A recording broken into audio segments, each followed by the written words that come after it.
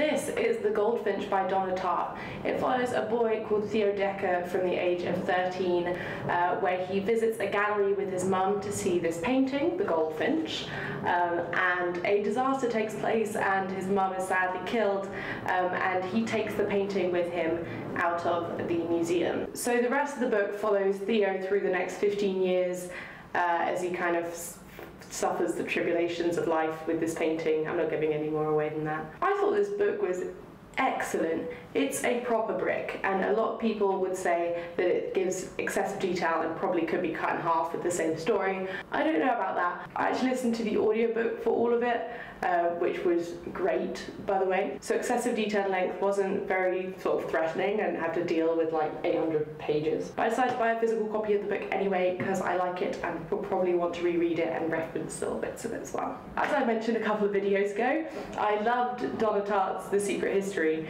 and this is the same sort of style. The characters are really described in depth, and the surroundings, and they're all very well concluded, and I love the pace and very happy with it. Obviously, that leads on really well to terrorism. I was listening to Donna Tartt talk at a Waterstones event last year. I'll put a link in it down there. And she was saying one of the initial stimuli for creating this story were the destruction of the Buddhas of Bamiyan in 2001, which was before 9/11 actually. I haven't had any messages from any of my friends. Yep, that's my ringtone. Tartt said she felt really affected by just the needless destruction of these artifacts that have been around for so long, and sort of our modern broken world has destroyed them. The book actually treads very lightly on the horrors of terrorism as a whole, but the whole plot is sparked by this terrorist act at the museum. And I think it holds two purposes in the book. The first is that I think it recognises and maybe elevates our perceptive value of these sort of threatened objects. But also the entire book is about the consequences of this act on an individual scale. The weight of like the anguish of Theo losing his mum takes the form of the goldfinch, and he carries it around like physically and figuratively for the rest of his life and is thinking about it constantly. It's the personal side of acts of terrorism that you get across in this book. Theo and his mum were so happy together at the beginning of this book, and that like needless destruction is the thing that caused all of these events to happen. Heaven, it's hot in here.